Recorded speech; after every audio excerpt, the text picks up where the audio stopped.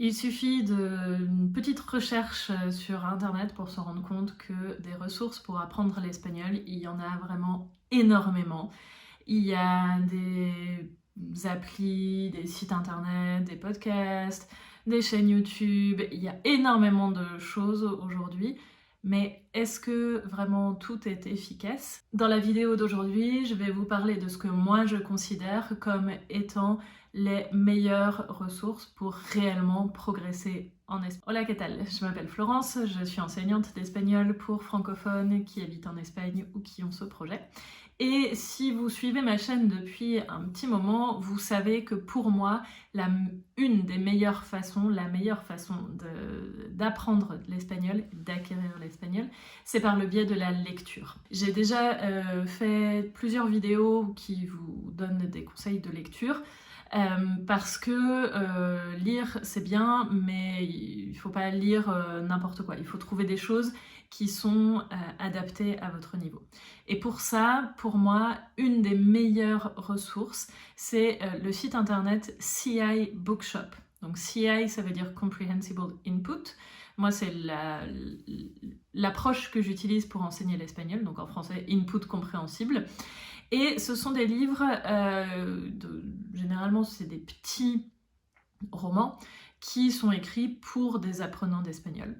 Alors, sur ce site internet, vous allez surtout trouver des livres qui sont rédigés en espagnol d'Amérique latine.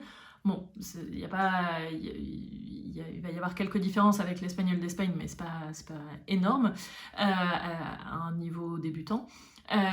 Par contre, ils sont souvent rédigés pour un public américain du Nord, anglophone. Donc souvent le glossaire, la traduction des mots va être en anglais.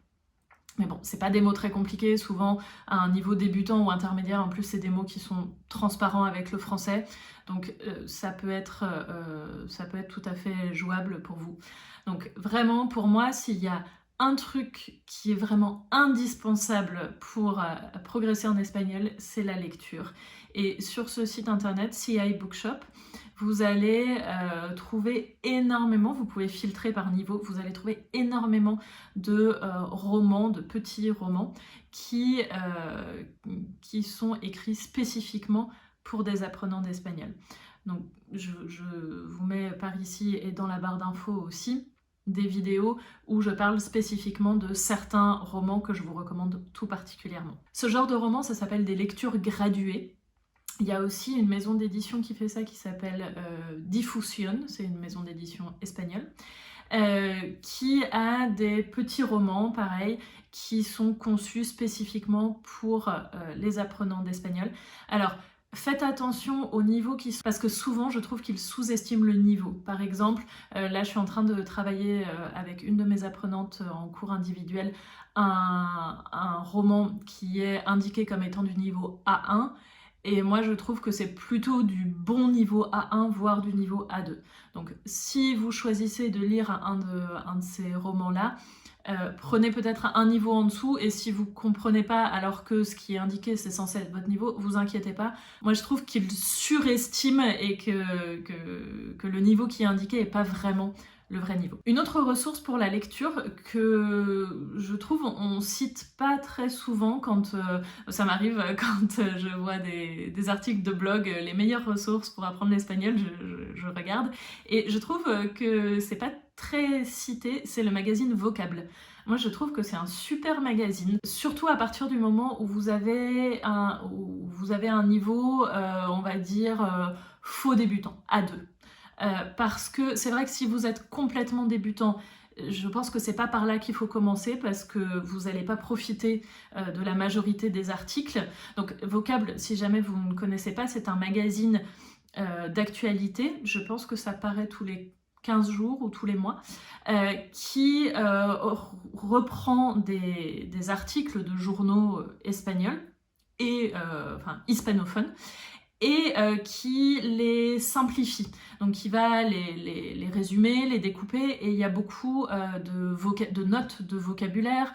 Ça va être plus simple à lire qu'un vrai article d'un vrai journal, entre guillemets. Vous avez aussi des petites activités de grammaire, de conjugaison, de vocabulaire, voilà. Mais je trouve que les articles sont vraiment très intéressants. Sur leur site internet, vous avez également des vidéos, des petits reportages qui sont très courts avec des quiz de compréhension orale. Moi-même, c'est des vidéos que j'utilise très souvent dans mes cours. Pour le coup, je trouve que si vous avez un niveau, on va dire, entre A2 et B1, l'abonnement, ça peut vraiment valoir le coup parce que vous allez avoir accès aux enregistrements. Alors, je ne sais pas si c'est tous les articles ou certains articles, vous pouvez avoir accès à la version audio et à des ressources en plus. Et vraiment, je trouve que si vous recevez ce magazine, je crois que c'est tous les 15 jours, si vous le recevez tous les 15 jours et que vous le lisez vraiment attentivement, vous faites les activités, ça va vraiment vous aider énormément à progresser en espagnol. Je sais plus exactement à combien est l'abonnement, mais c'est pas exorbitant. Si vous avez un niveau plus bas, voyez peut-être avec votre bibliothèque, il y a des bibliothèques qui les ont, là vous allez pouvoir lire effectivement quelques articles, donc ça vaut peut-être pas le coup de vous abonner, mais vraiment moi je trouve que c'est une excellente ressource dont on parle pas suffisamment à mon avis. Ensuite, bien évidemment, si vous voulez progresser en espagnol, il y a également des podcasts. Donc il y a par exemple le podcast Hoy Hablamos qui a 2 niveaux, qui a un niveau débutant et un niveau intermédiaire. Vous pouvez, je crois, écouter les épisodes de manière gratuite, mais par contre, si vous voulez accéder à la transcription, c'est payant, il faut un abonnement. Je pense que l'abonnement, ça vaut le coup parce que vous allez du coup pouvoir lire le texte, vous allez pouvoir vraiment bien comprendre, parce que ça peut être frustrant si on écoute quelque chose et on ne comprend pas ce que la personne dit, on cherche, on n'arrive pas à bien comprendre ce que ça veut dire, ou si on bute sur un mot, si on bute sur une construction de phrase. Donc ça peut être intéressant de prendre l'abonnement à ce podcast parce que vous allez avoir accès du coup à la transcription et pouvoir apprendre, progresser en espagnol autant par l'audio, vous pouvez écouter une première fois et puis ensuite lire la transcription et réécouter tout en lisant, donc vous allez progresser à la fois en compréhension orale et à la fois en compréhension écrite. Un autre podcast dont je vous ai déjà parlé, c'est Palabras Bravas, c'est le podcast de l'application Babbel, donc Babbel c'est une appli pour apprendre des langues. Et dans le cadre de ce podcast Palabras Bravas, il y avait eu une petite série une dizaine d'épisodes de podcast qui s'appelle El Misterio de la Calle Cervantes. Et c'est un mystère, donc des petits épisodes qui racontent un mystère d'un immeuble qui est hanté. L'immeuble est dans la rue, dans la Calle Cervantes, et l'immeuble est hanté, et donc on va découvrir en réalité ce qui se passe. C'est pas mal si vous comprenez déjà un peu l'espagnol. Ça va pas très vite, mais il faut quand même déjà avoir un peu de vocabulaire. C'est vraiment pas mal parce que, encore une fois, c'est une histoire, donc on se prend au jeu, on a envie de savoir ce qui se passe, on a envie de savoir quel est le fin mot de l'histoire. Et ça se passe en Espagne et on apprend beaucoup d'expressions de la vie de tous les jours. Par exemple, je sais pas, dans l'épisode 2, il y a l'expression no he pegado ojo, ça veut dire j'ai pas dormi de la nuit, j'ai pas fermé l'œil de la nuit. No he pegado ojo. Donc vous allez apprendre comme ça pas mal de vocabulaire vraiment de la vie quotidienne et des expressions qui s'utilisent vraiment tous les jours. Vous avez bien évidemment des applications, donc je viens de parler de Babbel, c'est une application que je connais pas plus que ça, mais il y a la fameuse appli Duolingo. Duolingo, j'ai consacré une vidéo que je mets par ici et dans la barre d'infos pour vous donner un peu mon avis en tant qu'enseignante d'espagnol. Je trouve que c'est une bonne application en complément. Vous n'allez pas apprendre l'espagnol uniquement avec Duolingo. Je trouve que c'est une bonne appli en complément de cours d'espagnol et en complément d'autres activités et d'autres choses, pas juste tout seul. Une application que j'utilise, que je recommande souvent, c'est l'application Quizlet. Sur Quizlet, vous pouvez faire des flashcards, donc en fait c'est des cartes virtuelles sur lesquelles vous pouvez mettre un mot en espagnol et sa traduction en français par exemple. Et c'est assez ludique, donc vous pouvez vous faire des unités soit thématiques, je ne sais pas si vous avez vu... vous avez lu quelque part quelque chose sur la maison, vous pouvez vous faire le vocabulaire de la maison ou vous vous organisez comme vous voulez. Et puis ensuite, il y a des petits jeux, vous devez entrer le vocabulaire, la traduction avant qu'un astéroïde détruise la Terre, ou des choses comme ça. Donc c'est assez ludique, vous pouvez faire ça vite fait, 5 minutes, je sais pas, en attendant que vos pâtes cuisent, ou que votre café sorte de la machine à café, ou quand vous êtes, je sais pas, dans les transports en commun, etc. Donc ça peut être une bonne aide. C'est pas ça qui va vous faire parler espagnol couramment, mais c'est ces petites choses qui sont vraiment mises bout à bout. Et cette application, je trouve qu'elle est bien pour vous aider à retenir le vocabulaire. Et puis, quelque chose qui peut être très utile pour apprendre l'espagnol, c'est l'intelligence artificielle. Alors, l'intelligence artificielle, moi, je vois ça vraiment, j'essaye de prendre ça avec des pincettes, parce que c'est pas ça qui va vous faire devenir bilingue non plus.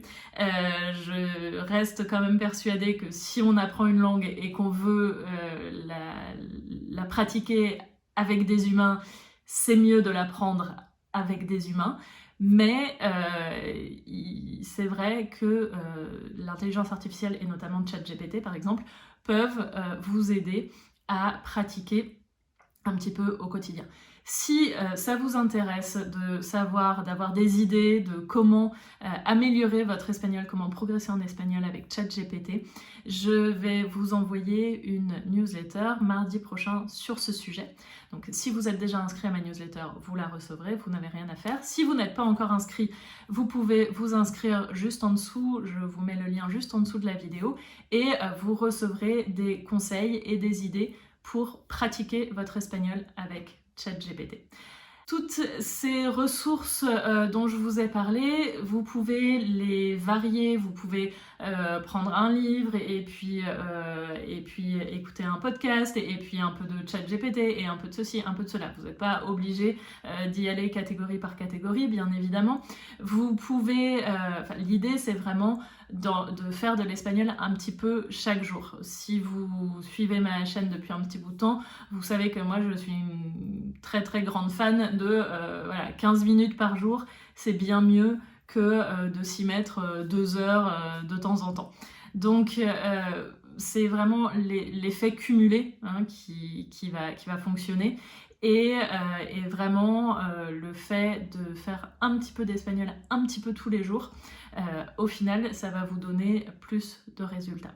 Bien évidemment, la meilleure ressource pour apprendre l'espagnol, ça reste les cours d'espagnol, et en particulier les cours individuels. Que vous soyez débutant ou que vous ayez un niveau intermédiaire, j'ai une formule adaptée à votre niveau. Vous avez toutes les informations en dessous de la vidéo, encore une fois, dans la barre d'informations. Et toutes ces ressources, toutes ces idées, ce sont des choses que moi-même j'utilise dans mes cours. Donc c'est des choses que vraiment j'ai essayé, j'ai testé et que j'aime et je trouve que c'est utile et ça va vraiment vous faire progresser. Et puis, même si vous prenez des cours d'espagnol, toutes ces activités-là et toutes ces ressources, ça reste des bons compléments.